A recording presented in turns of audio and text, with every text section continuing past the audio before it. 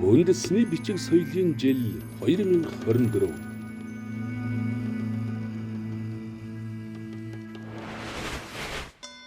Мэргэд гарахын орон нэртэй төвд Монгол бичгийн модон бар.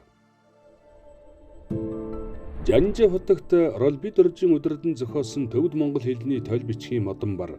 Монгол улс Аз төв тусгаар тогтнолоо зарлан тунхагласан түүхэн цаг үедээ давцаж Монголын орчин цагийн хэвлэх үйлдвэр улаа эргүүлж анхны хэвлэмэл хуудасаа гаргаж байсан тэр үед мэргэд гарахын орон нэртэй төвд монгол нэр томьёоны тойл бичгийн модон барыг Монгол улсын судар бичгийн хүрээлэнгийн санаачилгаар 1924 онд Урайдын агийн дацанд бүтээлгэжээ.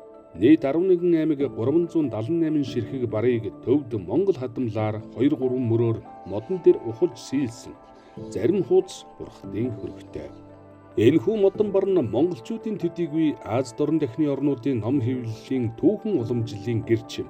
Мөн Монголын нийгэм соёлын хөгжил дэвшил өөрчлөлт шинжилтийн үйл явцын ой санамж дурсамжийг тэн хадгалж ирсэн үндэсний баримтат өв юм. Монгол улсын засгийн газрын 2012 оны 105 дугаар тогтоолоор Монгол улсын түүх соёлын хосгүй үнэт дурсгал зүйлийн жагсаалтад 2011 онд ЮНЕСКОгийн дэлхийн дурсамж хөтөлбөрийн Аз номхон далайн бус нутгийн баримтат өвийн жагсаалтад тус бүртгэжээ.